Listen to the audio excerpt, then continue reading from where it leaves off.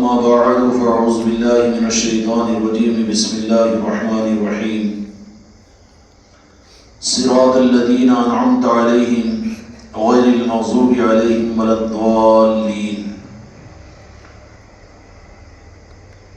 وقال تعالى في عزمته النبي الكريم في الكلام المجيد والفرقان الحميد في شان حبيبه المرسلين إن الله وملائكته يصلون على النبي يا أيها الذين آمنوا صلوا عليه وسلموا تسليما اللهم صل على محمد وعلى آل محمد وبارك وسلم صلاة وسلام عليك يا رسول الله صلاة والسلام عليك يا حبيب الله.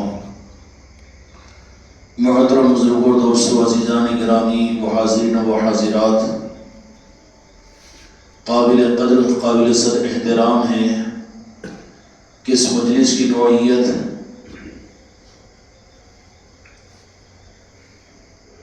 اس ملک کے نہیں بلکہ اولیاءوں کے اندر میں بہت عروج والے، چاند و سورج کا مقام رکھنے والے راہ طریقت میں حضرت سید احمد کبیر رفاعی رحمت الرضوان کی ذات کہ جو علاقے کے اعتبار سے عراق کے اندر میں اور شہر بغداد سے 330 کلومیٹر دور بصرہ کے راستے پر آپ کا آستان عالیہ اور آستان مبارکہ ہیں، اور سلسلہ رفاعیہ یہ وہ سلسلہ ہے جو آپ ہی کے ذریعے سے دنیا کے اندر میں چلا ہے. یہ سلاسل اصل میں قرآن و حدیث کے مطابق میں اصل اللہ تعالیٰ کی طرف سے ہدایت کے راستے ہیں. قرآن و مجید نے جس بات کی تصدیق کر دی، مسلمانوں کے لیے کسی اور دوسرے دلیل کا ماننا یا سمجھنا یا اس کا انتظار کرنا یا پھر ماننے کے لیے دلیل کا مانگنا قرآن کی حجت کے بعد میں کسی مسلمان کو منافق بنا دیتا ہے، خدا کی نظر سے گرا دیتا ہے. قرآن و مجید کے اندر میں دو راستے بیان کیے گئے ہیں کہ جس پر انسانیت قیامت تک چلے گی.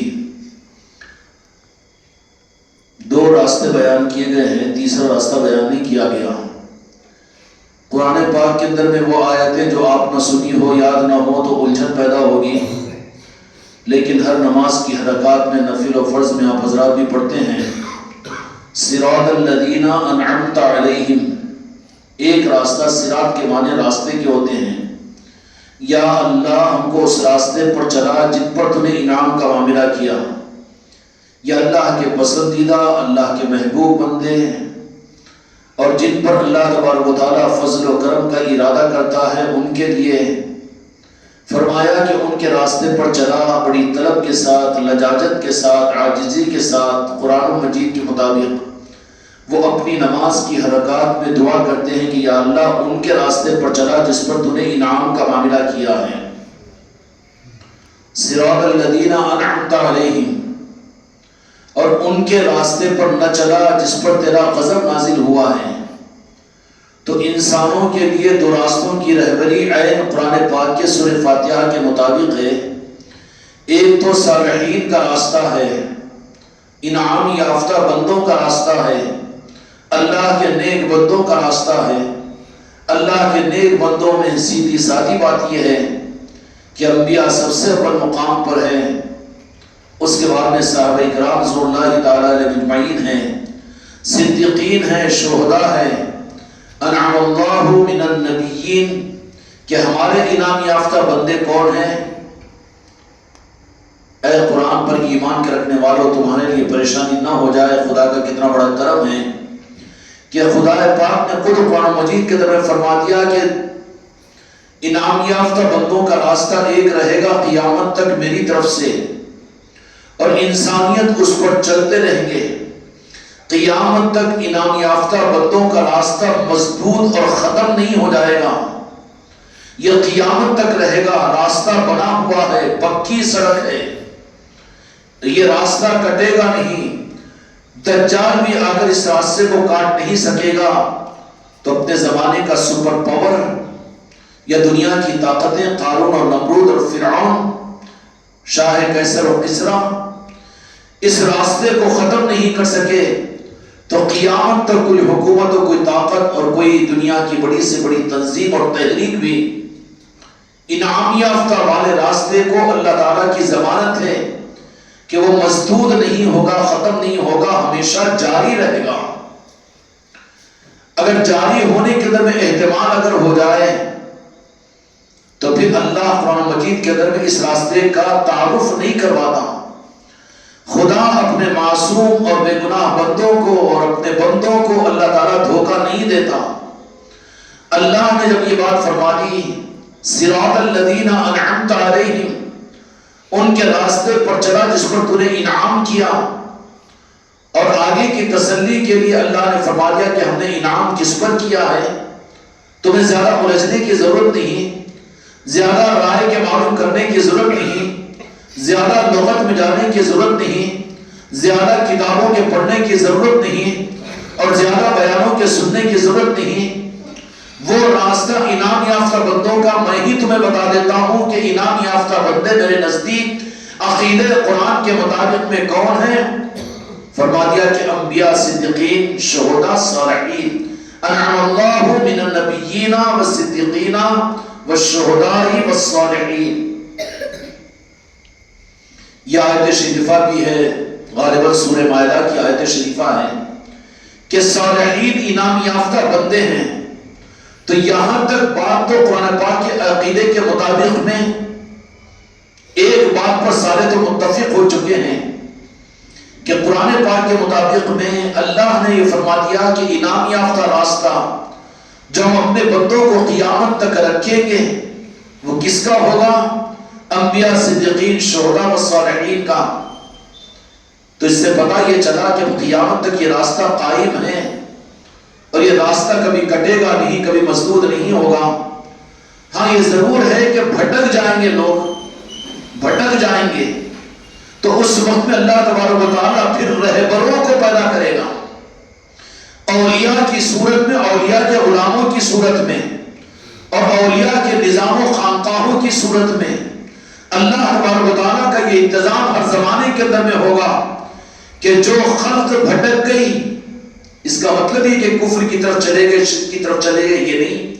بھٹکنا اصل راستے سے، گمراہ راستے پر تھے لیکن گمراہ ہو گئے، تو ان کے انتظام کے لیے رب نے یہ ارشاد فرما دیا کہ تمہیں فکر ہونے کی اور فکر کرنے کی ضرورت نہیں ہے، بلکہ راستہ ختم نہیں ہوگا، راستہ تو قائم ہے، دائم ہے۔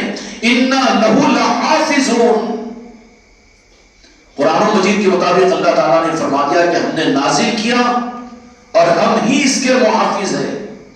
جس کا محافظ اللہ ہو، امریکہ اس کو ختم کر سکتا ہے، سعودیہ اس کو مٹا سکتا ہے، کوئی تحریک، کوئی مسلک، کوئی جماعت اس کو مفقود اور گمراہ کر سکتا ہے۔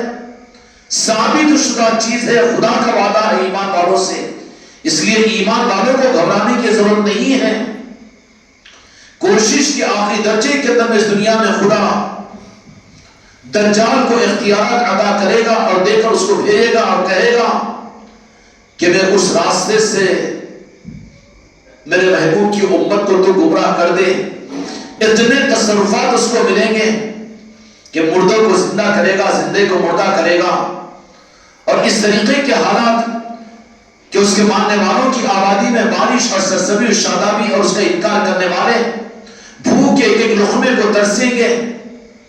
خدائی اپنی وہ چلائے گا، خدا اس کو اختیار عطا کرے گا، لیکن دجال بھی اللہ کے قائم کیے ہوئے قیامت تک کے لیے صراط الذین انعمت علیہم، اس راستے کو ختم نہیں کر سکے گا۔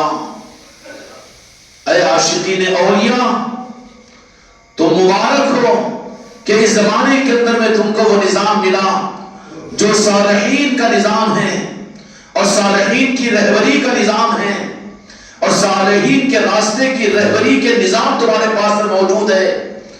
آج تم ہندوستان کے اس کونے میں بیٹھے ہوئے ہو، تلنگانہ کے شہر کے اندر میں کہ جس کو عادل آباد کہتے ہیں، اور عادل آباد کے اس بستی کے آگے کے اس علاقے میں جس کو خانقاہ نگر کہتے ہو، اور خانقاہ نگر میں یہ مسجد انوار مصطفیٰ و خانقاہ محمدیہ اجمیری نصرتی میں بیٹھ کر کن کا تذکرہ کا موقع تم کو مل رہا ہے، اور کون سی خوشبو تم کو مل رہی ہے، اور کون سا دستر کا چنا ہوا غذا تم کو مل رہی ہے، اور کون سا پھول تم کو عطا کیا جا رہا ہے، اور کون سی غذا تم کو دی جا رہی ہے، بظاہر وہ تمہارے ملک کے نہیں ہے، لیکن تمہارے ملک سے ہزاروں میل دور اور کئی سمندر پار عراق کے ایک شہر بصرہ کے اس علاقے کے رہنے والے وہ بزرگ جن کو اللہ تبارک و تعالیٰ نے اپنی صداقت کے ساتھ اور اپنے محبوب کی رفاقت کے ساتھ اور اپنے محبوب کی طرف سے بشارتوں کو سنا کر، چنانچہ سید احمد کبیر رفاعی رحمت اللہ علیہ کی ذات وہ ذات ہے کہ اور بھی اولیاء کے سامنے معاملات ہوئے ہیں، لیکن حضرت سید احمد کبیر رفاعی رحمت اللہ علیہ کی ذات وہ ہے، اس لیے کہ ایک عجیب شان مولا علی نے سلسلے رفاعیہ کو عطا فرمائی ہے، اور سلسلے رفاعیہ کے ایک عجیب شان اور پہچان ہے، اور دنیا دیکھتی رہے گی، قیامت تک ان کو پہچانتے رہیں گے۔ اور بھی سلاسل ہیں، اور بھی امت کے اندر میں اور بھی لوگ ہیں، اور بھی نظام ہیں، لیکن سلسلے رفاعیہ خوش ہو جائیے وابستگان خانقاہ محمدی اجمیری نصرتی کہ تم کو سلسلے رفاعیہ کی یہاں پر نسبت اور خلافت کی نسبت بھی حاصل ہے۔ اس سلسلے کی شان کچھ علیحدہ ہے، عجیب شان ہے، ایک معنوں کے اندر میں کہ وہ سارے کے سارے انتظام کے ساتھ میں ایک شان کے ساتھ اپنے مزاج کے ساتھ دنیا کے اندر میں ان کو ہزاروں میں نہیں لاکھوں میں دیکھ لو تو پہچان لیں گے کہ یہ وہ فقیر ہے جو سلسلے رفاعیہ سے ان کا تعلق ہے۔ سلسلے قادریہ بے شک سارے سلاسل کی جان ہے، اور سارے سلسلوں کو فیض پیران پیر غوث الاعظم دستگیر رحمت الرضوان کی ذات اور آپ ہی کے سلسلے سے ہے، لیکن وہی حضور پیران پیر غوث الاعظم کا نظام کہ حضرت سید احمد کبیر رفاعی رحمت اللہ علیہ کو ایک یہ دیا کہ تمہاری کچھ الگ پہچان میں کروانا چاہتا ہوں، اور تمہاری کچھ عجیب شان بتانا چاہتا ہوں، اور تمہاری آن و بان کو دنیا میں ظاہر کرنا چاہتا ہوں، اور وہ سلسلے رفاعیہ کی شان کو پیران پیر غوث الاعظم نے وہ رنگ اور وہ روح عطا فرما دیا کہ خود پیران پیر غوث الاعظم دستگیر رحمت الرضوان نے بھی اس پر اپنی پسندگی کا اور اپنی خوشی کا اظہار فرمایا۔ چنانچہ تاریخ کا انکار نہیں کر سکتے، حضرت سید احمد کبیر رفاعی رحمت اللہ علیہ کے ماموں جن کا نام حضرت منصور ہے اور آپ کی بہن ہے اور آپ وہاں کے رہنے والے، ام العبیدہ ایک بستی تھی، دو جہاں کے مالک میرے آقا رحمت للعالمین صلی اللہ علیہ وسلم، مالک کون و مکان، ہمارے جانوں اور ہمارے سانسوں کے مالک، ماموں کی بشارت میں آ کر کچھ ذمہ داریاں ادا کرتے ہیں۔ یہ کون سا مقام ہے اولیاء کا، کتنی بڑی ناقدری ہوگی اگر ان اولیاء سے امت کو کاٹ دے اور امت کٹ جائے، خدا کی قسم یہ سب سے بڑی گمراہیت ہے امت کے لیے۔ ابھی اس دنیا میں تشریف نہیں لائے، لیکن دو جہاں کے مالک میرے آقا حضرت سید احمد کبیر رفاعی رحمت اللہ علیہ کے مامو جان کے خواب میں تشریف لائے، اور میرے آقا دو جہاں کے مالک کی بشارت یہ قرآن و حدیث کی روشنی میں حق و سچ ہے کہ وہ کوئی شیطان کی صورت میں دھوکہ نہیں دے سکتا، جس کو دو جہاں کے مالک کی زیارت ہو، حقیقت میں دو جہاں کے مالک ہی ہوتے ہیں۔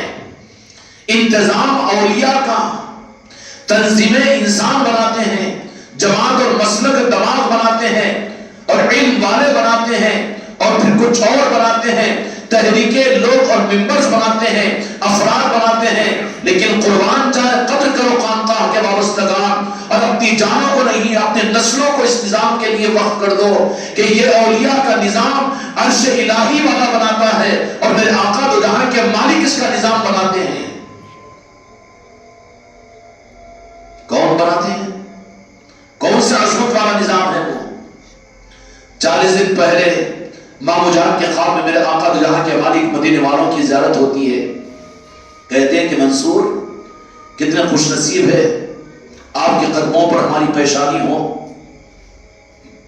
حضرت سید احمد کبیر رفاعی رحمت اللہ علیہ کے مامو جان بھی اپنے وقت کے باکمال اولیاء ہیں اور پیر کامل ہیں۔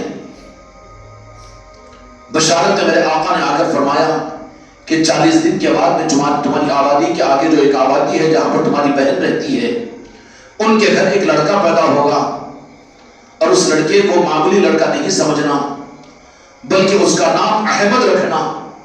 اور یہی بات نہیں فرمائی، اس کے بعد فرمایا کہ میں تمہارے ذمہ یہ ذمہ داری دیتا ہوں کہ اس لڑکے کو معمولی لڑکا نہیں سمجھنا، بلکہ اس کا نام احمد ہے اور ہمارا دل ربا اور دل جگر ہے، وہ اس کی بہترین تربیت بھی کرنا اور اس کی تعلیم بھی کرنا، ریفرنس بھی یونیورسٹی اور دارالعلوم کا دے دیا، کس کو اعزاز حاصل ہوتا ہے یہ؟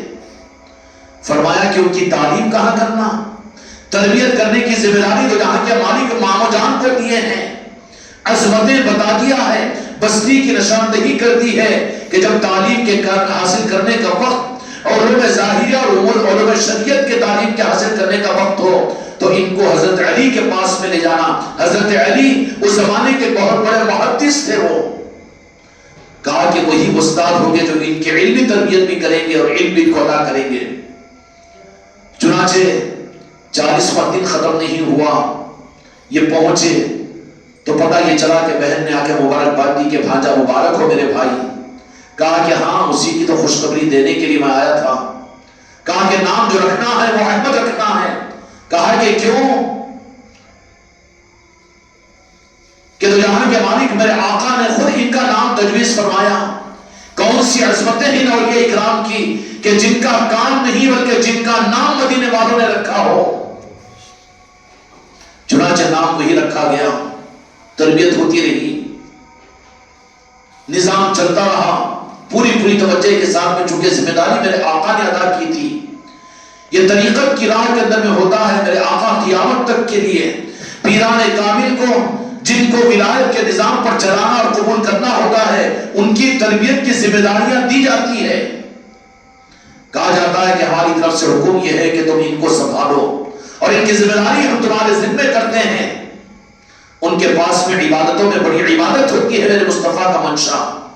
یہ نظام ولایت ہے، یہ کوئی ظاہری مروجہ درس و تدریس کا مدارس دینیا کا نظام نہیں ہے، بلکہ بارگاہ مصطفیٰ اور در علی کے در کا نظام ہوتا ہے کہ یہاں پر ایک ایک چیز طے کی جاتی ہے اور کروائی جاتی ہے، متعین کیا جاتا ہے، ڈیوٹیاں لگائی جاتی ہے اور ذمہ داریاں دی جاتی ہے۔ اور جن کو ذمہ داریاں بارگاہ مصطفیٰ سے ملے، جن کو ذمہ داریاں مولا علی کی ذات سے ملے، جن کو ذمہ داریاں غوث الاعظم کے ذریعے سے ملے، جن کو ذمہ داریاں غریب نواز کے ذریعے سے ملے، جن کو ذمہ داریاں دی گئی ان کا بھی کیا مقام ہوگا، اور جن کی ذمہ داری دی گئی ہے ان کو سنبھالنا ان کے پاس میں بوجھ نہیں بنے گا بلکہ وہ تو اپنے لیے سعادت سمجھیں گے۔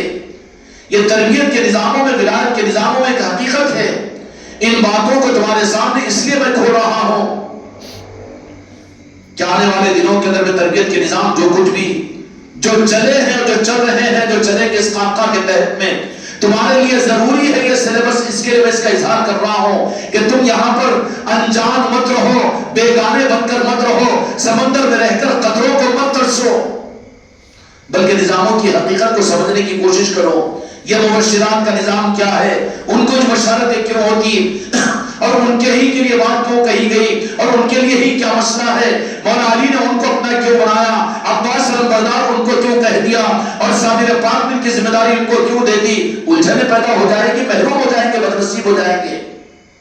یہ سارے نظام اصل طریقت کے اور اولیاء کے نظاموں سے ثابت ہے۔ جو طریقت کے توڑے کو پڑھ کر یہ سمجھ لے کہ ہم ساری طریقت کو سمجھ گئے، وہ تو دکانداری چلائیں گے کہ ہاتھ میں ہاتھ لو، پیری مریدی چلاؤ، دنیا کماؤ، دنیا کما کر بات کو ختم کر دو۔ ان کو طریقت کا توڑے بھی نہیں معلوم ہے، ان کے ذریعے سے طریقت دنیا کے اندر میں کیا چلے گی۔ یہاں تو نظام طے کیے جاتے ہیں، ملکوں سے بھیجا جاتا ہے، علاقوں سے نکالا جاتا ہے، مبشرات کا نظام چلایا جاتا ہے۔ جو اولیاء پردوں میں ہیں صاحب مزار کو ذمہ داریاں دی جاتی ہے، اس کے بعد صاحب مزار کی ذمہ داریاں پوری ہونے کے بعد عالم ظاہر کے اندر جو ان کا نمائندہ ہے، اپنے ان بچوں کو ان کے حوالے کیا جاتا ہے اور وہ ان کی تربیت پر ان کی روحانی تربیتوں کے نظام ہوتے ہیں، اور بھی ایسے نظام کے جس کا اشارہ میں نے کیا، لیکن حقیقتوں کو میں تمہارے سامنے ظاہر کروں تو میرے بچوں پریشان نہ ہو جاؤ۔ اچھا یہ ہے کہ میں تمہارے منہ میں کھٹی کیری کا نام لے کر منہ میں پانی لانا نہیں چاہتا، بلکہ اچھی بات یہ ہے کہ تم اپنے قلب کو اور باطن کو پاک و صاف کر کے اپنے روح کو بدل کر بچی ہوئی زندگی میں تم خود میٹھے اور کھٹے کو چکھنے والے بن جاؤ۔ میں سناؤں تم سن لو، خوش ہو جاؤ، ماشاءاللہ، نعرہ تکبیر، اللہ اکبر، اب یہ کیا بیان اور وہ ماشاءاللہ کیا فائدہ، یہ وہ تو کانوں کی عیاشی ہو جائے گی۔ اصل تو یہ ہے کہ تم خود چکھو ان چیزوں کو. دسترخوان اگر بچھا ہوا ہے، قسمت سے ملا ہوا ہے، اس کے باوجود کوئی منہ موڑ کر دیوار کے بازو جا کر رس کر بیٹھ جائے غم زدہ ہو کر، تو بڑی بدنصیبی کی بات ہوگی نا. سب کچھ ہوتا ہے یہاں کے نظاموں کے اندر میں. جو لوگ ان چیزوں کو نہیں جانتے، چلو جتنا جانے ہیں وہی غنیمت ہے، کہ سمندر بھی پانی ہے، چمچے کا رکھا ہوا بھی پانی ہے. انکار نہیں کیا جائے گا، پانی پانی کہا جائے گا.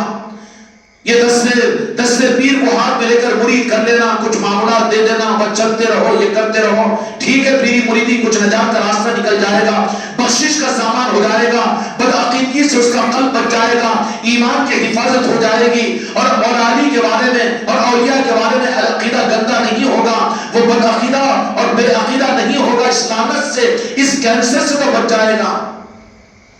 لیکن تو ہی نادان چند کلیوں پر قناعت کر گیا، ورنہ اس گلشن میں کوئی کروفیاں کمی نہیں تھی. خوش قسمتی سے یہ گلشن خانقاہ محمدی اجمیری نصرتی ملا ہے. اگر اس گلشن کے ملنے کے بعد بھی اگر یہاں کے نظاموں کو بھی سطحی طور پر اتنا ہی کہ مجلس، لنگر، ذکر، نعتیں، منقبتیں، بیان، سننا، سنانا، کرنا، کرانا، اگر اتنا ہی سمجھ لو تو یہ تو ایسے ہی ہے کہ سمندر کے ساحل پر رہ کر پانی کے قطروں کو ترسے. سارے وہ نظام ہیں اولیاء کے نظاموں میں، مدینے سے لے کر مولا علی کی ذات، مولا علی کی ذات سے لے کر اولیاء، اولیاء سے لے کر مشرق، مشرق سے لے کر مغرب، شمال سے لے کر جنوب، جنوب سے لے کر شمال تک، تمام اولیاء اور صالحین کا نظام حرکت میں رہتا ہے اولیاء کے لیے.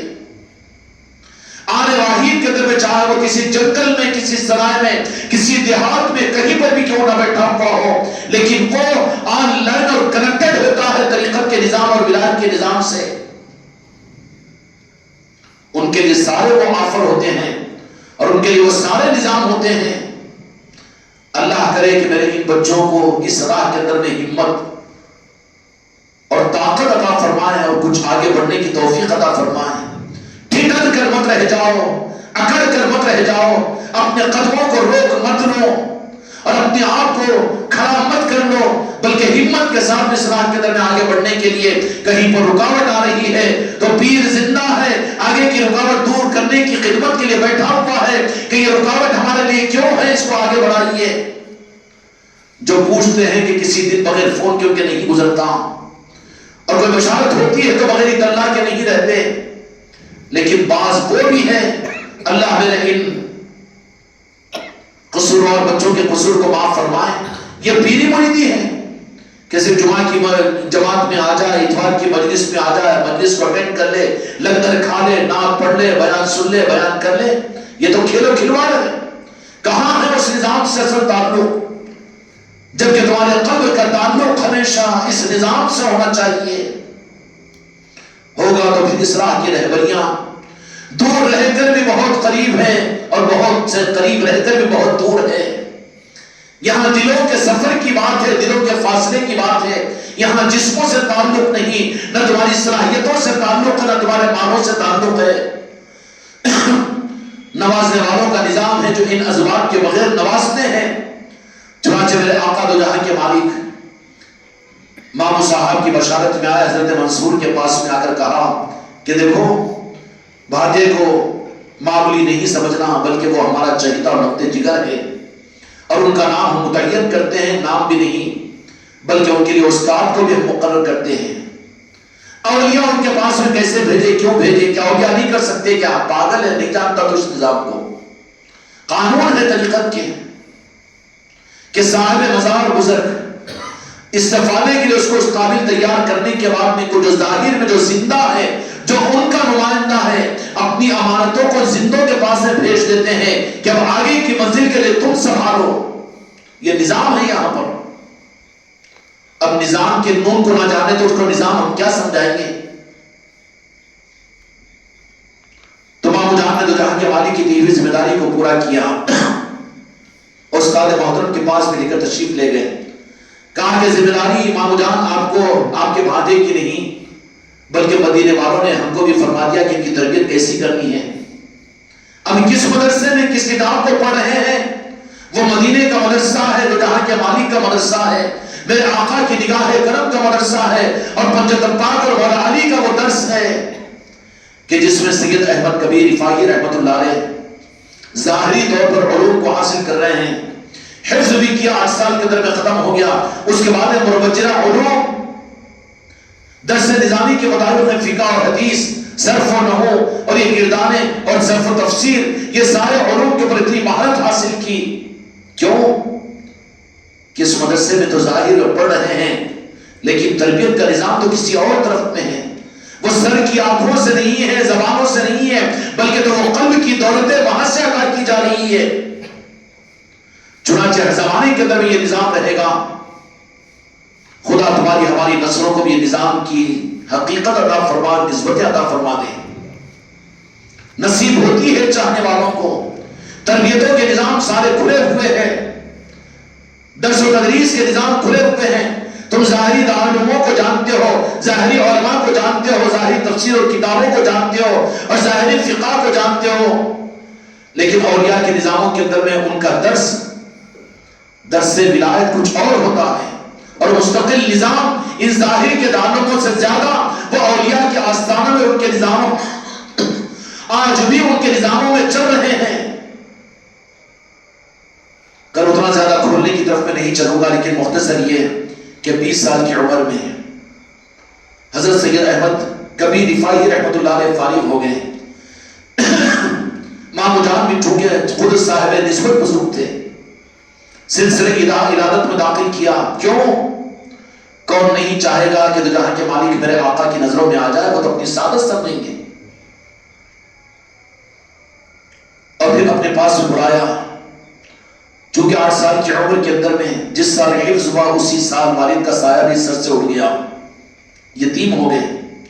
تو مامو جان نے موقع پا کر کہا کہ اپنی بہن کو، اپنے بھانجے کو، سید احمد کبیر رفاعی رحمت اللہ علیہ کو اپنے پاس میں بلا لیا، اور بلا کر رات و دن بھانجے صاحب یہ دیکھ رہے ہیں کہ میرے ماموں ہیں، لیکن ماموں یہ دیکھ رہے ہیں کہ میرے مصطفیٰ کے دل بھر میں کچھ اور معاملات ہوتے ہیں۔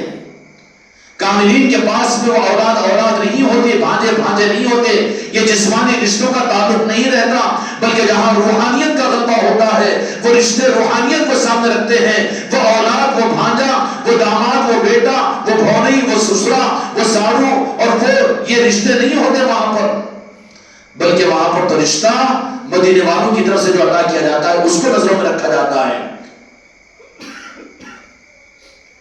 ارے چھوٹے ہیں، مرید ہیں، مگر کیوں احترام کرتے ہیں اور ان کی کیوں عزت کرتے ہیں؟ کھٹکتی ہے انجانوں بے وقوفوں کو، نااہلوں کو، لیکن وجوہات نہیں معلوم ہے، نہ تربیت نہیں ہوئی، نہ معلوم کرنے کی کوشش کی گئی، بلکہ اس سے زیادہ بدنصیبی تو یہ ہے کہ خود معلوم کرنے کی طرف ایک بچے کو بھوک نہ لگے یہ بھی مرض ہے، اور ایک بچے کو بھوک لگے اور کھانا کھلا رہے ہیں زبردستی ماں باپ شفقت کے ساتھ میں، لیکن اس کے باوجود بھی بھوک کو منہ موڑ کر نہیں کھا رہا ہے، تو بڑا تو بدنصیب بچہ ہوگا نا۔ روزانہ کا ٹفن مغرب کے بعد کی تعلیمات کا یہاں پر آپ کو آپ کے واسطوں پر، آپ کے سیلوں پر ملتا ہے، لیکن بدنصیب ہے وہ مرید اور خلیفہ اور مریدان کہ جو اس ٹفن کو کھانے کے لیے تیار نہیں، منہ موڑ لیتے ہیں اور کہتے ہیں کہ 10-12 دن ہو گئے کہ کوئی مجلس سن نہیں سکے، جا کے پانی میں ڈوب کر مرو۔ تمہارے پاس کوئی دنیا کے کاموں کے لیے تو وقت ہے، لیکن آدھا پون گھنٹہ مجلس سننے کے لیے وقت نہیں، تو کہاں تم خلیفہ، تم کہاں مرید، کہاں مریدان؟ تمہارے لیے تو سہولتیں ہم نے دے دی کہ ناشتہ کر رہے ہو تو اس وقت میں ساؤنڈ باکس میں لگا کر اپنے گھروں کے اندر میں سنو، تاکہ تمہارا کام بھی ہو، حرج بھی نہ ہو، اور ایک کام پورا ہو جائے کہ تم کو شوق، تمہارے پیر کو شوق ہے کہ اپنا بیان تم کو سنائے، لیکن کوئی وجہ ہے، لیکن غافل ہے وہ، ان کو کیا ملے گا کہ اس حقیقتوں کو سمجھ نہیں سک رہے ہیں، روزانہ کی مجلسوں کو سن نہیں سک رہے ہیں، اور خامخواہ کی حماقت میں شیطان تو تم کو اپنے آپ کو کامل ہونے کا گدا جا کر شیر کا لبادہ اوڑھ لے، کمر ٹوٹ جائے گی۔ پیری مریدی کھیلو تماشا نہیں ہے، پہلے تو پیر کے قدموں کے نیچے کمر کو توڑنا پڑتا ہے، اس کے بعد شیر بناتا ہے پیر، یہ تو ہوا نہیں، اور حماقت کے اندر میں کچھ کچھ تعلیمات کو سن کر، کسی کے مولوی کے بیان کو سن کر، کسی کتاب کو پڑھ کر اور کسی پیر کے عہدوں کو سن کر اب اپنی اولاد پر اپنے آپ کو بھی شیر سمجھ رہا ہے. حماقت کرے گا تو پکڑا جائے گا، کمر ٹوٹ جائے گی. راہ طریقت میں ایسی دادا گیری نہیں چلتی، یہاں پر تو غلامی چلتی ہے. جو جتنا اعلیٰ درجے کا آگے بڑھنے والا ہوگا اس کی پہچان کی اتنا طالب صادق ہوگا، وہ اپنے کو محتاج سمجھے گا. وہ ہر جز کے اعتبار سے ایک رخ ہے. تو کیا ایسا بھی ہوتا ہے کہ کبھی کھانا کھایا تو پانی نہیں پیا 3 دن تک؟ کھانا بھی کھاتا ہے، پانی بھی پیتا ہے. معاف کیجئے میرے غیر نواز، کھاتا بھی ہے، پیتا بھی ہے، اور جب کچھ کھایا اور پیا اس کو فارغ کرنے کے لیے جاتا بھی ہے. اس کے لیے بھی وقت، اس کے لیے بھی وقت، اس کے لیے بھی وقت، اور پھر ان نظاموں کے لیے وہ کر لیا ہوں یہ مجھے اس سے نہیں ہو رہا ہے. کیوں نہیں ہوتا؟ تیری سستی اور تیری کاہلی ہے. تیری تربیت کے لیے جو چیز ضروری ہے عطا کی جا رہی ہے، اس کے باوجود اگر اس پر دھیان نہ دے تو کیا ضرورت ہے؟ سید احمد کبیر رفاعی رحمت اللہ علیہ مامو جان بہت تربیت کر رہے ہیں، سارا نظام بنا اور پھر ظاہری اعتبار سے بھی پورے تیار ہو گئے. اس کے بعد میں آپ کا معاملہ کہ سلسلے رفاعیہ کا فیض آپ کے ذریعے سے جاری ہونے کا جب وقت آیا تو خلافت میں بھی مامو جان نے عطا کیا. اور خلافت کے ملنے کے بعد خلافت کیا ہوتی ہے؟ خلافت اصل میں طریقت کی راہ کی خلافت کا مطلب یہ ہے مرید ہونا ہی. بے مراد ہونے کے بعد مرید بنتا ہے. کوئی مراد اس کی باقی نہ رہے، کوئی خواہش زندگی کی باقی نہ رہے، وہ مرید ہے. اور خلیفہ ہونے کے بعد خلافت کا منصب تو وہ ہوتا ہے کہ وہاں پر دل کو توڑ کر نکال کر پھینک دے کہ اب اپنی کوئی خواہش نہیں.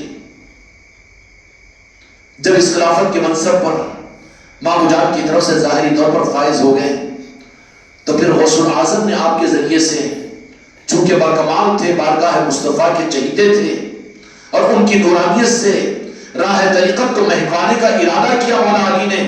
اور غوث الاعظم نے حضرت سید احمد کبیر رفاعی رحمت اللہ علیہ اور پیران پیر غوث الاعظم دستگیر رحمت اللہ علیہ ایک ہی زمانے کے ہیں. اگرچہ کہ عمر میں تقریباً آپ 42 یا 44 سال چھوٹے ہیں. حضرت سید احمد کبیر رحمت اللہ علیہ جن کی نسبت کی محفل آج یہاں پر رفاعی سلسلے کے آپ لوگ منا رہے ہو، وہ غوث الاعظم کے عمر شریف سے ظاہری طور پر چھوٹے ہیں، لیکن علاقے کے اعتبار سے زمانہ ایک ہی اور علاقہ قریب کا ہے.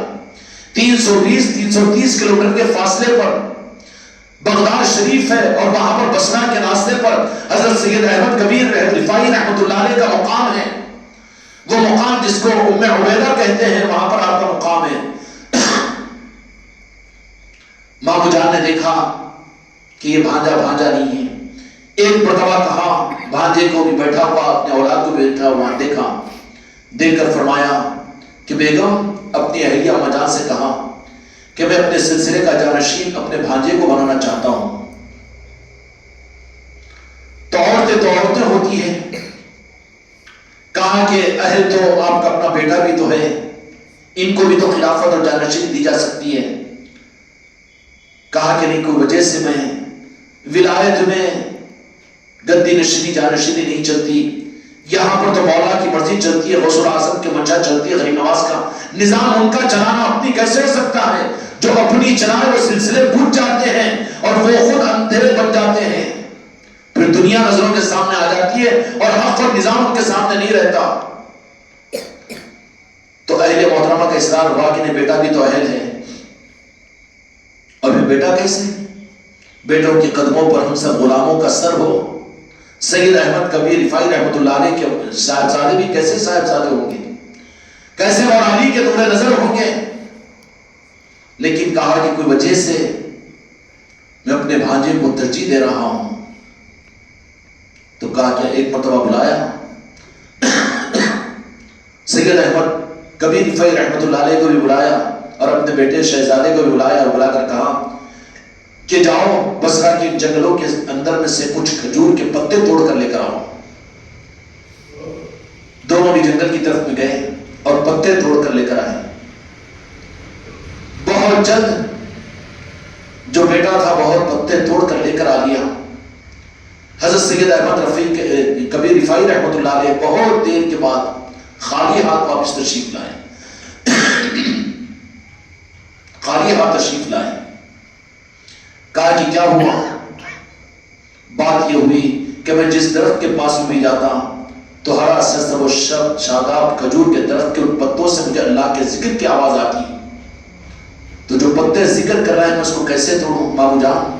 میری ہمت نہیں ہوئی، اس لیے کوئی پتا میں نہیں توڑا. تو بیگم سے کہا کہ یہی وجہ ہے کہ میں نے اپنے بھائی کو اپنے سلسلے کا جانشین بنانا چاہتا ہوں. بکمال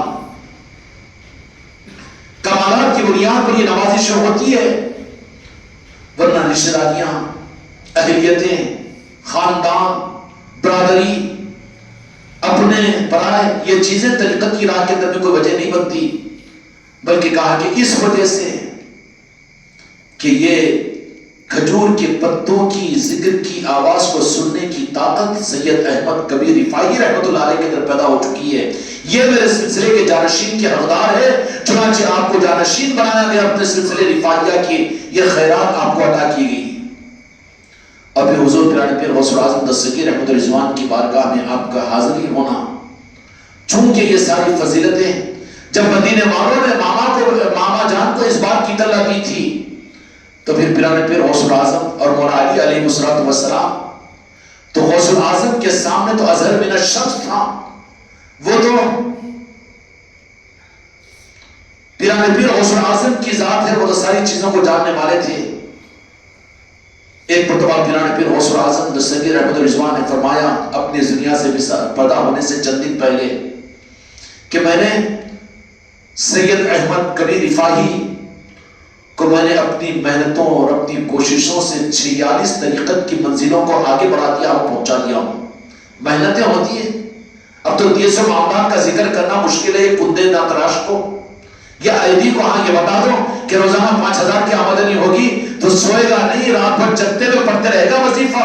یہ دنیا پرست ہے، یہ کہاں ہے راہ طریقت کا قابل؟ اس کو تو رات کی نیند آتی ہے اپنے معاملات کے پورا کرنے میں. مغرب کے بعد میں خانقاہ کو آنے کے اندر میں دنیا کے کام حجاب بن جاتے ہیں. اس کی صحت، اس کی بیماری اس کے لیے رکاوٹ کا ذریعہ بن جاتی ہے.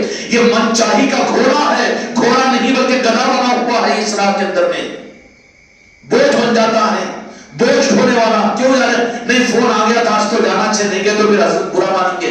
گدھا ہے تو گھوڑا تو اس کی خاصیت ہے کہ خود منزل پر جاتا نہیں بلکہ ایک آپ کو ساتھ میں لے کر جاتا ہے. اور گدھے کی پہچان ڈھکلنا پڑتا ہے اس کو. برا نہ مانو لیکن حق ہے مجھے میرے مریدوں اور خلیفہ کو بولنے کا. ہم گدھے بن کر نہ چلے اس نظام کے اندر میں کہ زبردستی میسجیں دو اور زبردستی کرو اور زبردستی بلاؤ اور زبردستی کرو. یہ تو تو اس راہ کے اندر میں گھوڑا کہاں بلکہ گدھا بنا ہوا ہے، ڈھکلنا پڑ رہا ہے تجھے. اللہ تعالیٰ ان نظاموں کی کچھ حقیقتیں ہم کو تم کو نصیب فرمائیں. بوجھ سمجھا جا رہا ہو تو سمجھنا کہ گدھے ہیں ہم اپنی جگہ سمجھ سکتے ہیں، اپنی تربیت کے حق کو ذمہ دار ہیں. جہاں نظام ارے میسج نہیں آیا، ہم کو معلوم نہیں ہوا، لوگ بولے نہیں، کرے نہیں، تو سمجھنا کہ ہم گدھے اس نظام کے اندر میں. ہم کو کھچوں کا ماننا پڑ رہا ہے، بوجھ لاگنے والے، بوجھ کو پہنچانے والے ہیں. ہم گھوڑے نہیں بنے اس راہ کے اندر میں. اگر گھوڑے بن جائے تو گھوڑوں کی تعریف تو خدا رب قرآن مجید کے اندر فرماتا ہے وَالضُّحَىٰ وَالْعَادِيَاتِ ضَبْحًا فَالْمُورِيَاتِ قَدْحًا فَالْمُغِيرَاتِ صُبْحًا. گھوڑوں کی تعریف ہوتی ہے اور گدھوں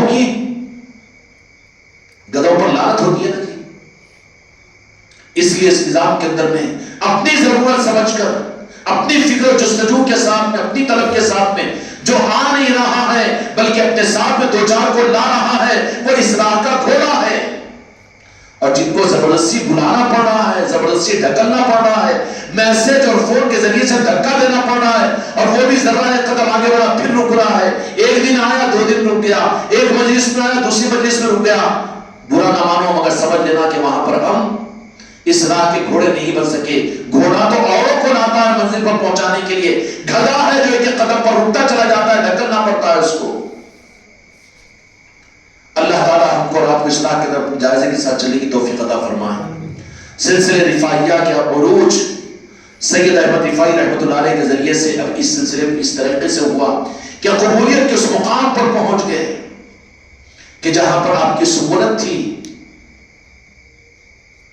کیا نام؟ سید احمد کبیر رفاعی رحمۃ اللہ علیہ.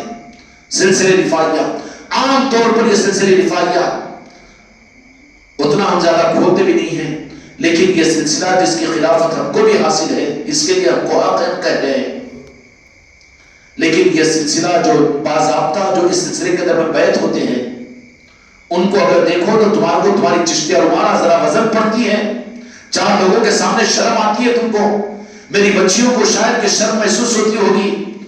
لیکن سلسلے رفاعیہ کے ان فقراء کو دیکھو. آپ چادر شریف اگر عرس میں جائیں گے یا بزرگوں کے آستانوں پر جائیں گے، کل نظام آباد بھی جانا ہوا تھا ہمارا، وہاں پر بھی ہم نے دیکھا صفات سلسلے رفاعیہ کے جو فقراء ہوتے ہیں، ان کا لباس الگ، ان کا اپنا کوئی نظام نہیں، بلکہ ان کے گلوں میں زنجیریں، ان کے ہاتھوں میں چوڑیاں، کہ بالکل فرق محسوس ہو جاتا ہے. دنیا سے انہیں کوئی مطلب نہیں ہوتا. واہ سید احمد کبیر رفاعی رحمۃ اللہ علیہ، کیا نواز دیا ہے تم کو.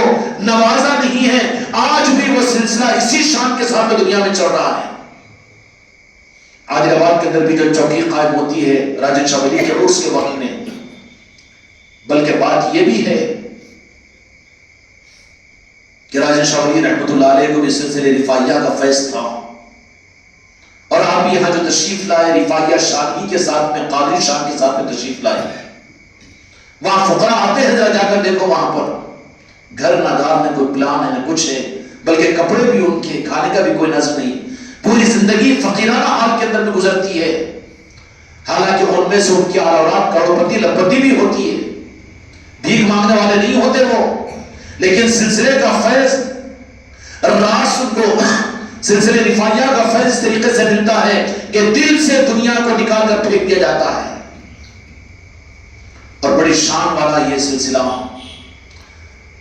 حضور پیارے پیر غوث الاعظم دستگیر رحمۃ الرضوان کا زمانہ، اور ادھر وہی سلسلہ قادریہ کے فیض سے حضرت سید احمد کبیر رفاعی رحمۃ اللہ علیہ کا نظام شروع ہوا.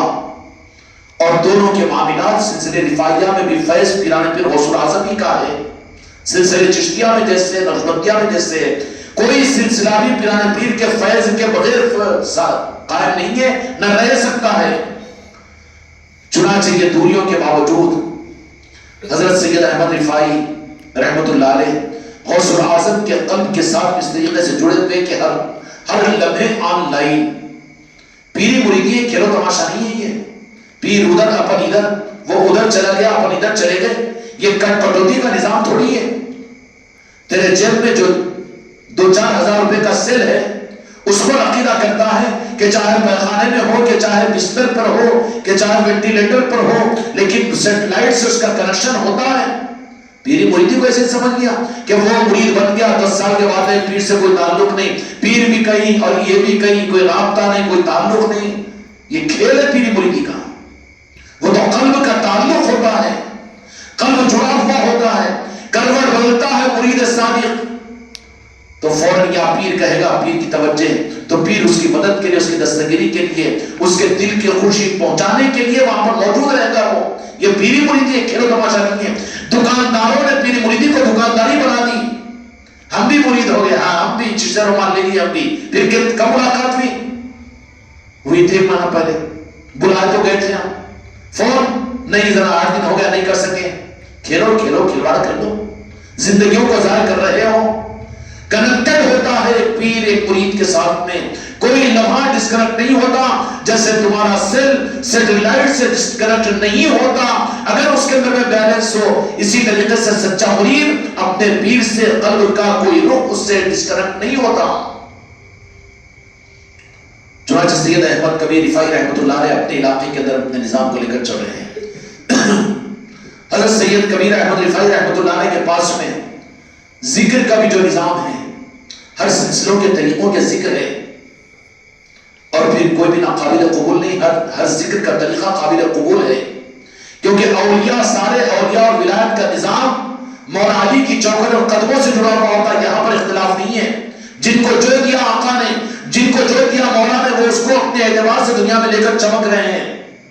سلسلے چشتیہ کے اندر میں ذکر بالجہر ہے، سماع ہے، قوالی ہے، دھوم دھام ہے، سب کچھ ہے. سلسلہ قادریہ میں ذکر ہے، سلسلہ نقشبندیہ کے اندر میں مراقبہ ہے، ہر ایک اپنے سلسلے کا ایک نظام ہے. ایسے ہی رفاعی سلسلے کے اندر میں ان کے پاس میں ذکر جو ہوتا ہے وہ دف کے ساتھ میں ہوتا ہے. کیسے ہوتا ہے؟ دف کے ساتھ میں.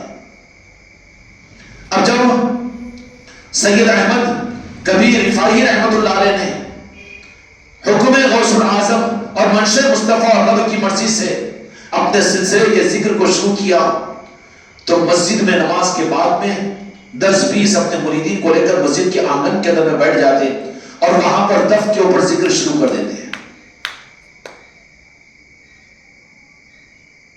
سلسلے رفاعیہ کا ذکر کی ترتیب ہے.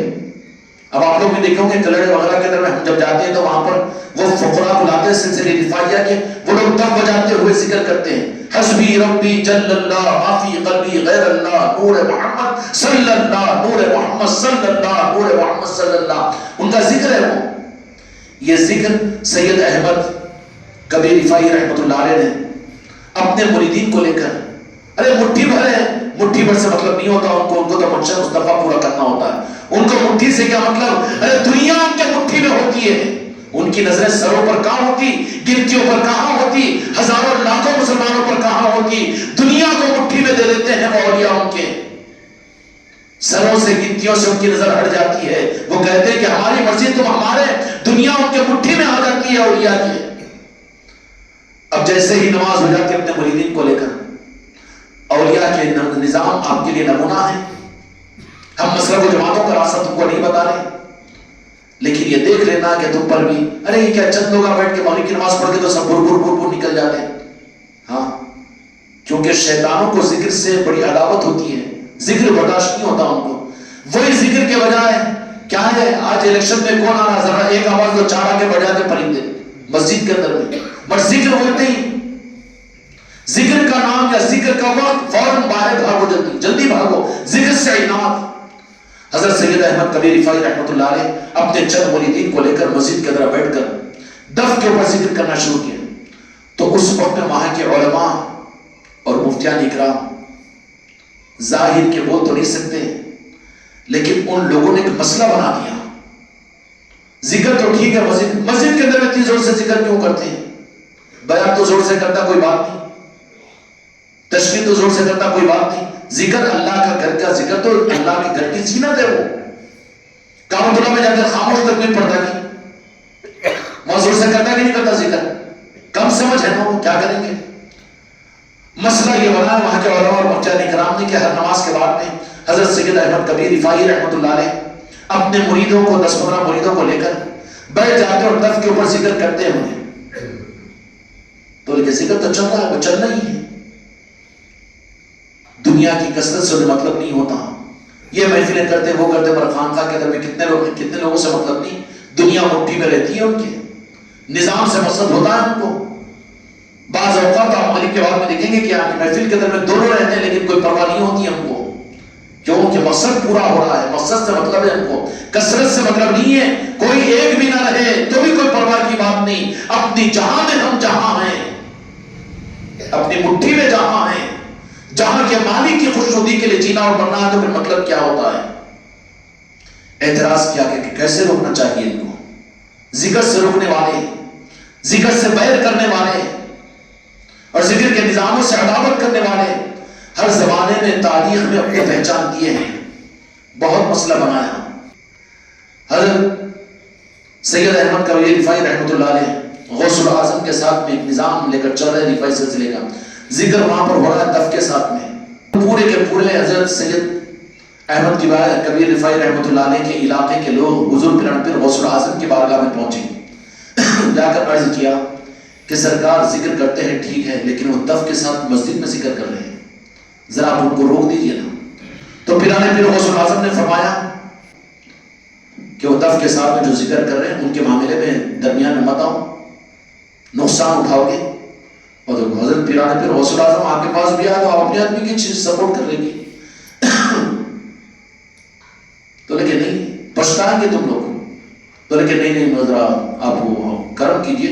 نمازوں کے اوقات میں بھی ذکر ہو جاتا ہے، وہ دف بجا کر ہو رہا ہے مسجد کے بعد میں نماز کے بعد میں. بعض لوگ نفل پڑھتے رہتے نا، وہ یا ذکر ہوگا بولے نفل، تو نفل جا کے گھر میں پڑھنا، مسجد میں پڑھنے کا کون سا جواز ہے تیرے پاس میں ہے کہ جواز؟ زبان ہم کو بھی ہے نا شریعت کی بولنے کی. نہیں بولے ذکر شروع ہو جاتا لوگوں کی نماز خراب کیسے ہوتی؟ نفل نماز جا کے گھر میں پڑھ، مسجد میں تھوڑی ہے، مسجد میں تو ذکر ہوتا. تو اس طریقے سے غوث الاعظم کے سامنے آ کر کہا وہ علماء اور مفتیان اکرام نے کہ ذرا ان کو روکیے. تو غوث الاعظم نے کہا کہ نہیں روکیں گے تو تمہارے لیے نقصان دہ ہوگا. نہیں حضرت، ذرا وہ مسجد کے باہر بیٹھ کے دف بجا کر جو ذکر کرنا ہوتا نا، سما کئی کو اور کئی کو ناتے ہیں اور کئی کو دھوم دھام اور کئی کو اوپر کے مائکا لگا کر یہ کرنا، اعتراض کرتے نا جی یہ پرانی تاریخ ہے اپنی پوری، نہیں معلوم ہے تم کو اس لیے پریشان ہوتے ہیں. یہ سب کرنے والے کون اور جو جمنے والے ہیں وہ کون؟ قرآن کہتا ہے انعمت علیہم غیر المغضوب علیہم، یہ ہدایت یافتہ ہے، یہ گمراہ ہیں جن کو حق قبول نہیں ہوتا، ان کا شمار گمراہوں میں. قرآن پاک کے مطابق میں دو راستے بتا دیے گئے، ایک انعام یافتہ بندوں کا اور ایک محروم ہونے والے راستوں کا. اب اختیار ہے ہم کو آپ کو زندگی میں کہ کون سے راستے کو اختیار کرنا ہے. تن من دھن زندگی کی سانسوں کے ساتھ فیصلہ کرے کہ ہم کو کون سا راستہ اختیار کرنا ہے. اگر انعمت علیہم والا راستہ پر تو پھر اپنے گھروں میں اولیاء کی محفلیں، ذکر کی مجالس سے، اولیاء کے انعامات کا بندوں کے تذکرے، ان سے اپنے گھروں کو آباد کرو، ورنہ پھر شیطانہ آباد ہوتے تمہارے گھروں میں آ کے. حضور پھر غوث الاعظم نے کہا کہ نہیں ان کے اڑچن میں مت آؤ، تم جو نظام ہے ان کا چلنے دو. بہت اصرار کیے تو غوث الاعظم نے فرما دیا کہ نہیں. علماء کی رعایت اور مفتیان اکرام کی رعایت میں اسی وقت میں غوث الاعظم پیران پیر دستگیر رحمۃ اللہ نے حضرت سید احمد کبیر رفاعی رحمۃ اللہ علیہ کی طرف متوجہ ہوئے اور متوجہ ہو کر فرمایا کہ کبیر احمد کہ دف کے بارے میں اعتراض کر رہے ہیں، ذکر تو تمہارا صحیح ہے، تمہارا نظام صحیح ہے، چلنے دو، لیکن دف کے معاملے میں یہ اعتراض کر رہے ہیں. تو پھر دوسری نماز کے بعد جیسے ہی دف کے ساتھ میں ذکر شروع ہوا، جیسے ہی مراقبے کے انداز میں پیران پیر غوث الاعظم سید احمد کبیر رحمۃ اللہ علیہ کی طرف متوجہ ہوئے، تو پھر یہ علماء واپس آئے کہ اب استاد کو تو بول کے آگے ہاں یہ مسئلہ ان کا یہ دف کے ذکر کا بند ہو جائے گا، کچھ بند نہیں ہو سکتا، خانقاہ کے نظام میں کسی کی معاملے کی سننے کی ضرورت نہیں ہے.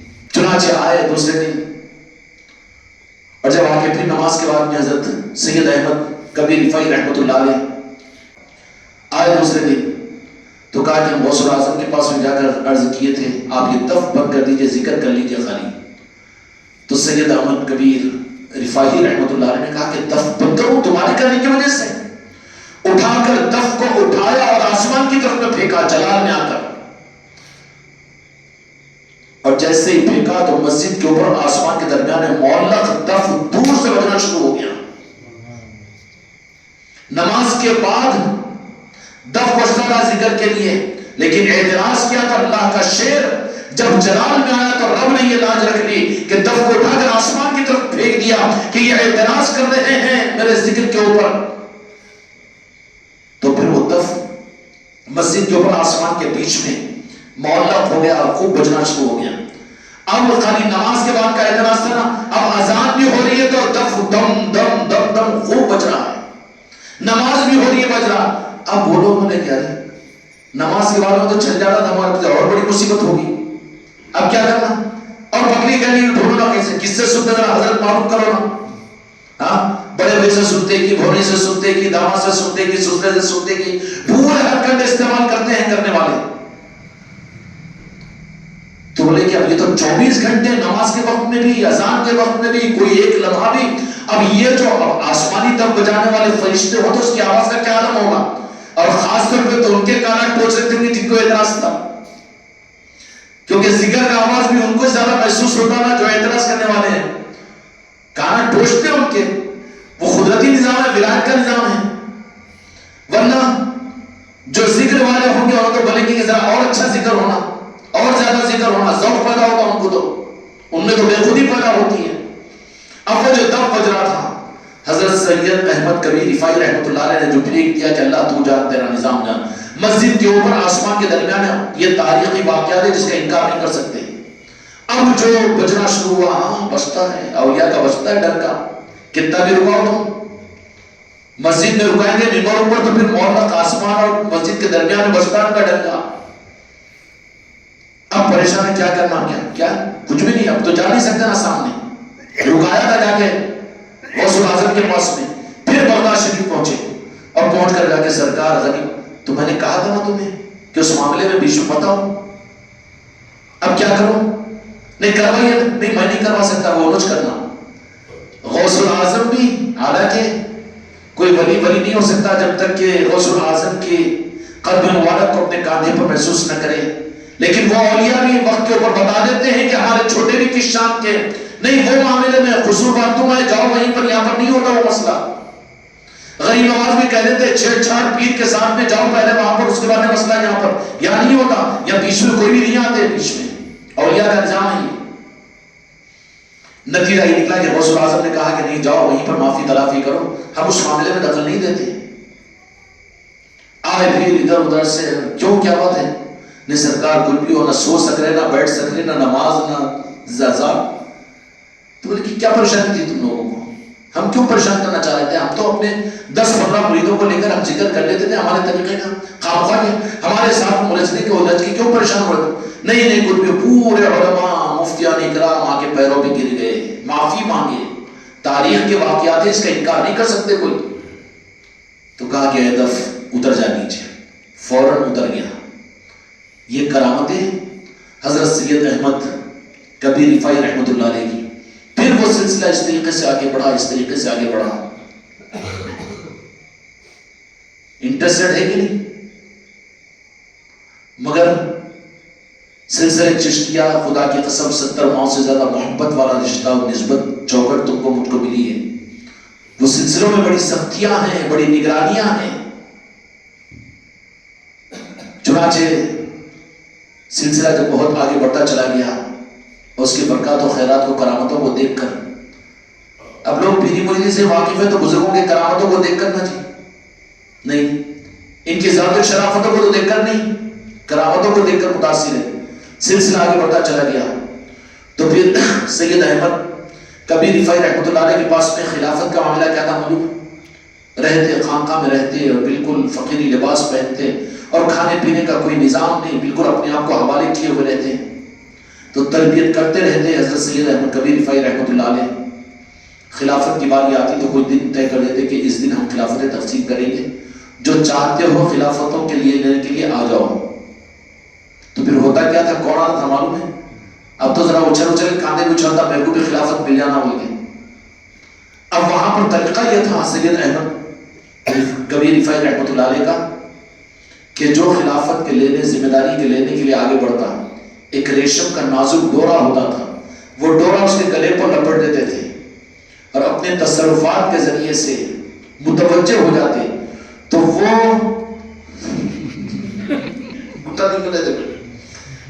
ڈورا لپٹوں کی بھی ہے، رفاعی طاقت بھی ہے، اللہ فضل سے بلا لے تو سرکار رفاعی کو ڈورا لپٹ دیتے، تو وہ ڈورا جیسے ہی لپٹتے نا تو مکوڑے کو تاگے سے کاٹتے تھے اس کی منڈی کو، تو جیسے ہی ہوتا تو جو خلیفہ بننے کے لیے آگے بڑھتا نا، نہیں تو بہت اچھا دکھتا نا کہ بڑی خلیفہ، بڑا خلیفہ، میں اول خلیفہ، دوسرا خلیفہ، یہ خلیفہ، وہ خلیفہ، میں خلیفہ ہوں، میں خلیفہ ہوں، میں ارے خلیفہ کا ہے تو ختنہ کرنے والا خلیفہ ہے ابھی، یہ خلیفہ کہاں بنا سلسلے کا، ابھی تو مرا ہی نہیں ہے تو یہاں پر، مرا نہیں تو کہاں سے زندہ ہوگا اس رات کے اندر میں، زندہ ہونے والا خلیفہ۔ اب نتیجہ یہ کہ گردن کٹ کر تو حضرت سید احمد کبیر رفاعی رحمۃ اللہ علیہ اس خلیفہ بننے کی امید میں آنے والے کی گردن کو اس کے ہاتھ میں دیتے سبان، کیا کرتے تھے، آتے تھے کہ غریب نواز کا کرم ہے، ماں کی ممتا ہے، شہد کھلا رہے، لنگرا کھلا رہے، وہ یہ سب دکھ رہے یہاں پر، اگر وہ سلسلہ بولے تو اس کے بعد میں پھر دستار باندھتے، خلافت ادا کرتے اور پھر سر کو لے جا کر اس دھڑ کے اوپر رکھتے اور اپنا لعاب دہن نکال کر گلے پر لگا دیتے، صحیح ہو جاتا۔ وہ کرامت آج بھی اس سلسلے کے اندر موجود ہے، جتنے یہ کرتے ہیں نا یہ فقراء آ کر تلوار ادھر سے ادھر ڈال کر نکال لیتے ہو، اب شاہی صاحب تو وہ نظر بند کا بولتے تھے، ہوں گے وہ بولتے نہیں، کیا بولتے بھی نہیں بولتے ہو تو اپنے چاقو گھسنے لگا تو تمہارے پیٹ میں، خالی مکاری جھوٹے بتانے کو کرو، ہے کہ ہمت؟ یہ بھی نہیں وہ بھی نہیں، کیا ہے پھر یہ بچنا بیچ میں؟ وہ ایک نظام ہے ان کا. جس وقت میں وہ فقراء جو نسبت والے ترک والے ہوتے ہیں، وہ فقراء رفائی سلسلے کے، اور ان کا ترک ان کے مجاہدوں کی وجہ سے یہ کہ نہ سردی نہ گرمی، نہ کھانے کا ٹھکانہ نہ رہنے کا ٹھکانہ، بلکہ بزرگوں کے آستانوں پر چوکیاں بنا کر پوری عمریں ان کے خاندان گزار دیتے ہیں. آج بھی ان کو یہ فیض حاصل ہے. وہ راست جب اپنے پیر کو یاد کرتے ہیں سید احمد کبیر رفائی رحمت اللہ علیہ کو، تو اس وقت میں مدد کے لیے وہ پہنچ جاتے ہیں. اس لیے اس وقت تک انتظار کرتے رہتے ہیں. اس کے بعد میں چاہو ادھر سے ادھر، ادھر سے ادھر، ادھر سے. تو حضرت سید احمد کبیر رفائی رحمت اللہ علیہ کی ان کرامتوں کو دیکھ کر ہزاروں یہودی اور ہزاروں عیسائی اسلام کو قبول کیے، اور سلسلے رفاعیہ اس طریقے سے آگے بڑھا. اور آج بھی سلسلے رفاعیہ اپنی شان و شوکت کے ساتھ پوری دنیا میں موجود ہیں. ہمارے علاقوں کے اندر بھی یہ رفاعی سلسلے کے جو فقراء ہیں اسی سلسلے سے تعلق رکھتے ہیں. ان کے پاس میں مستقل نظام ہے یہ. اور چونکہ وکالت بھی کرنا بیٹھے ہوئے ہم خانقاہ محمدی کے اس چوکھٹ پر، وہ کیسا ہوتا ہے کہ وہ کٹا ہوا نہیں، خون بھی نہیں نکلتا اس کے اندر میں سے، اور زخم بھی نہیں بنتا. اور بات تو ہے نا کہ چاقو ادھر سے ادھر، یا زبان ادھر، یا دیدہ نکال دے کے ڈر لگ رہا ہے، اور خون بھی نہیں نکلتا، کچھ بھی نہیں ہوتا. نہیں، اگر نہیں لگ رہا ہو تو پھر نکالنے لگا تو ایک دن میں وہاں پر آتے نا وہ راجن شاہ ولی کے پاس میں، پھر دیکھیں گے حکمت، پھر نظر آئیں گے کہ شاہد صاحب ارے 3 کلومیٹر دور نکو بھائی گھر میں جیسے نکلے تھے گھر کے بعد پھر گھر میں واپس اٹھیں گے.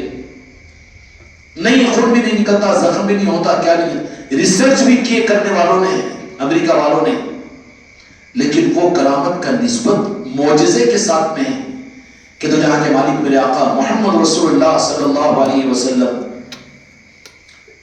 غار ثور کے اندر میں جب سیدنا ابوبکر صدیق رضی اللہ تعالیٰ عنہ کے انگوٹھے کو سانپ کاٹا تھا، خون نکل رہا تھا، تو آپ نے اپنا لعاب دہن نکال کر انگوٹھے کو لگایا، تو درد بھی ختم، زخم بھی ختم، خون بھی ختم.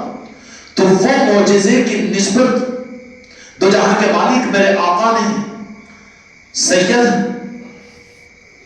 احمد کبیر رفاعی رحمت اللہ علیہ کو عطا فرمائی کہ ان کے سلسلے میں یہ معجزے کی کرامتیں قیامت تک اس سلسلے میں باقی رہے گی. سمجھ میں آ رہی بات؟ اس طریقے سے یہ سلسلہ چلتا رہا، اور لک الحمد ولک الشکر کہ اس سلسلے کی نسبت پر آپ یہاں پر مجلس کو سجائے ہوئے ہیں، اور ان کے در کی خیرات جب اپنے چاہنے والوں کی مدد کے لیے فقیروں کو وہ جنگلوں کے اندر میں پہنچ جاتے ہو، تو پھر ہم یقین اور عقیدہ نہ رکھیں کہ سرکار سید احمد کبیر رفاعی رحمت اللہ علیہ ہماری دستگیری کے لیے بھی اور ہم کو بھی نوازنے کے لیے جب ان کو یاد کرو وہ پہنچ جائیں گے. یہ اختیار اللہ تعالیٰ نے ان کو عطا فرمایا ہے، یہ شان ہے. پیران پیر غوث اعظم نے کہا اور اولیاء نے تصدیق کی، اور یہ سلسلہ اپنے عروج کے ساتھ میں قیامت تک چلتا رہے گا، اور دنیا کے اندر میں آب و تاب کے ساتھ میں چل رہا ہے. خوش قسمتی ہے اس خانقاہ کی کہ ان سارے بزرگوں کی نسبتوں کی یہ باتیں کہیں اور سننے کو ملے گی آپ کو اس سلسلے نہیں. اپن قادری ہے تو خالی قادری، کہاں کا قادری ہے؟ تو قادری کا لفظ قادری سے بھی واقف نہیں ہے. چشتی ہے، بس چشتی ہے، صابری ہے، صابری ہے. کدھر ہاؤس کے اندر میں گڑھے میں بند ہو گیا، بلکہ روک دیتا ہے وہ روکنے والا تو رکا ہوا ہے خود کہ دوسرے سلسلوں کا فیض کیوں نہیں. اگر تو مولا علی کے سپاہی اگر ہو تو سارے سلسلوں کے فیض کو حاصل کرنے کی ترغیب دے گا، سارے بزرگوں کی نسبتوں کی محفلیں کروائے گا، سارے بزرگوں کی محفلوں کی نسبتوں کے اندر میں جائے گا تو. اور جو پیر کو نیت میں خطرہ جھولی میں پھترا، میرا مرید اگر دوسرے سلسلوں کا کام ادھر بھاگ جاتا کی تو اس کی خود نیت میں خطرہ ہے، تو اس لیے اپنے مریدوں کو روکتا بھی ہے، وہ کہیں جانے بھی نہیں دیتا. اس لیے میرے دوستوں، میرے بھائیوں اور میرے بچوں، 15ویں صدی کے اندر میں غریب نواز نے خانقاہ محمدیہ اجمیری نصرتی کی صورت میں یہ چوکھٹ تم کو ہم کو نصیب فرمائی ہے. اللہ اس چراغ کو اور اس گلشن کو تا دم قیامت قائم و دائم فرمائے. ضرورت ہے کہ ان نظاموں سے خود بھی جڑے، اور جہاں تک ہو سکے اپنی آل اولاد کو بھی، اپنی نسلوں کو بھی ان نظاموں سے جوڑنے کی کوشش کریں. سلسلے رفاعیہ کا فیض ہی نہیں بلکہ سارے سلاسل کا. اور ہمارے علاقے میں سلسلے رفاعیہ کی چوکھٹ ابھی 4-5 دن پہلے خسرو پاشا جو آئے تھے ورنگل کے، وہ بھی سلسلے رفاعیہ کے سجادے نشین ہیں، بلکہ ان کی آل ہے وہ، کن کی؟ سید احمد کبیر رفاعی رحمۃ اللہ علیہ کی اولادوں میں ہیں، 18ویں پشت میں ہیں وہ بھی عادل آباد کو تشریف لائے، خانقاہ میں آئے، تشریف لائے، خانقاہ کو دیکھ کر خوش ہوئے، نظام کو دیکھ کر خوش ہوئے، اور پھر خوشی کا اظہار فرمایا، تو پھر ان کی آل کو انہوں نے بھیجا، نہیں وہ حضرت کے بولنے پر، نہیں نصرت بھائی کے بولنے پر، کور پتیا، بلکہ عرب پتیاں بھی جا کر وہاں پر تو ان کے پاس میں 10 منٹ کا بھاؤ نہیں ملتا ان کو کسی کو، وہ خود اپنی طرف سے آ جائے 2-4 گھنٹے کے لیے، 8-8 10-10 گھنٹے کا 16 گھنٹے کا سفر کر کے، تو وہ نصرت بھائی کی وجہ سے نہیں تھا، بلکہ وہ تو فیضان تھا غریب نواز کی وجہ سے، سرکار کا فیضان تھا، جو سید احمد کبیر رفاعی رحمۃ اللہ علیہ کی آل کو کہا کہ ہم نے تو اپنے بارگاہ کے اندر اپنے اولاد کے ذریعے سے نکاح کی تقریب کروا دی، اور اس لڑکی کے لیے جس کی ذمہ داری غریب نواز نے لی تھی، تو کہا کہ حضرت سید احمد کبیر رفاعی رحمۃ اللہ علیہ کی آل کو، ان کو انہوں نے تیار کیا، ورنہ ہمارے بولنے پر ہماری اوقات کہاں تھی ان کو بلانا، یہاں پر بلا نہیں سکتے نا ان کو، لیکن بھیجا انہوں نے ان کے جج نے، اور وہ آئے یہاں پر اس تقریب کے در میں کہ نکاح ہم نے کروایا، رخصتی آپ نے کرنی ہے، تو وہ نظام تو ان کا نظام ہوتا ہے، کوئی ایکسپوزنگ تو نہیں ہے نا، یہ آئے بھی وہ خوش بھی ہو کر گئے اور دعائیں بھی دی ہیں اللہ تعالیٰ ان نظاموں کی، اس کے باوجود بھی اگر یہ کانا اور ہندا یہ بولے کئی کا فیض ہے کیا نہیں ہے، خالی مجلس سے ہیں 10-20 آدمی رہتے ہیں،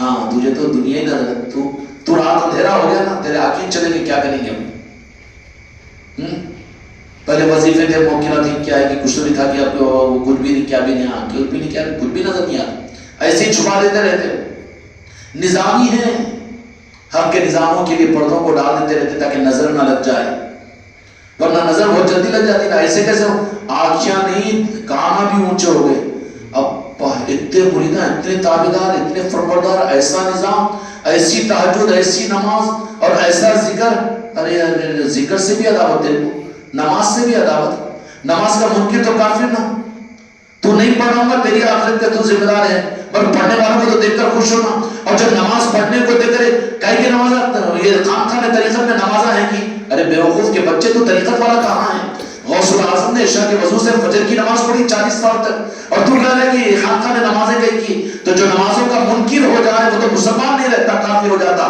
تو کہاں سلسلے والا ہے، تو کہاں ہے اولیاء والا، تو پیٹ پوجا کرنے والا ہے، ایسے دشمنوں سے اپنے آپ کو بچائے رکھو، سمجھ میں آ گئی بات، فیض کو حاصل کرو، نسبتوں کو ختم مت کرو، اور اپنے آپ کو سنبھالو، یہ زمانہ فطروں کا ہے، ورنہ پھر چلو تمہارے آن لائن کام ہوتے، حیدرآباد کا ٹکٹ میں لگا کے لے کے جاتا ہوں، لے جاتے ہیں بساں بھر کے لے جاتے ہیں ٹرین لگا کے، اس کے علاوہ تو خالی گھوم کے آنے کا سے میرا بس کا ٹکٹ لگاؤ، میں کیا لگا دوں، کیا ہے میرے پاس چلتا ہے کہ جاؤ تو پیچھے، بل کوئی مقاصد کے خاطر ہاں ہوگا کرو، کرنے دو کوئی بات نہیں، لیکن اور ہم کو بھی کوئی ذرہ برابر بھی تکلیف کی بات نہیں ہے، لیکن جن کو ہم نے اپنے ذمہ لیا ہے جب تک وہ ہمارے ہیں سنبھالنا ہماری ذمہ داری ہے، باپ تو چاہتا ہے کہ اچھی دعوت ہے، بیٹا نہیں بھی آتا بولا تو بھائی ایک ٹائم کا کھانا تو اچھا مل جاتا، چل بول کے لے جاتا نا جی، تو سچی طلب کے ساتھ میں تو ہم چاہیں گے کہ ہر خیر کے حصے میں ہمارے ہر مرید کو حصہ ملے، اس لیے قاسم بھائی کو بھی جب بھی مجلس رہی ہم ترغیب دیتے کہ آ جاؤ، اب انہوں سوچے سرما میں بڈھا آدمی میرے کو کہیں بلاتے رہتے بار بار، یہ بچوں کو بول دیتے کہ آ جاؤ، کیوں کہ ہمارا ذرا جان مان لیتا، محفل سجی ہے، یہ دستر بچھا ہے، بزرگوں کی نظریں ملتی ہے، ان مجلسوں کے اندر میں تم اپنے گھروں میں رہ کر محروم کیوں ہو جاتے ہو، اتنا ہی ہمارا لخلقہ ہے کہ تمہارے آنے سے ہم 5-50 روپے چندہ لیتے ہیں یا تمہوں سے نذرانہ ہدیہ لیتے ہیں، کچھ بھی نہیں نا، لیکن جان مان لیتا ہے کہ نسبتوں میں جڑو، روزانہ کی محفلوں میں آؤ، اپنے علاقوں میں محفلیں کراؤ گے انشاءاللہ، یہ سلسلے رفاعیہ کا یہ فیض اللہ تعالی ہم سب کو بھی عطا فرمائے، اور ان کی نگاہ کرم عطا فرمائے، اور اس فیض کی قدردانی کی ہم کو رب کو توفیق عطا فرمائے، بحق لا الہ الا اللہ محمد رسول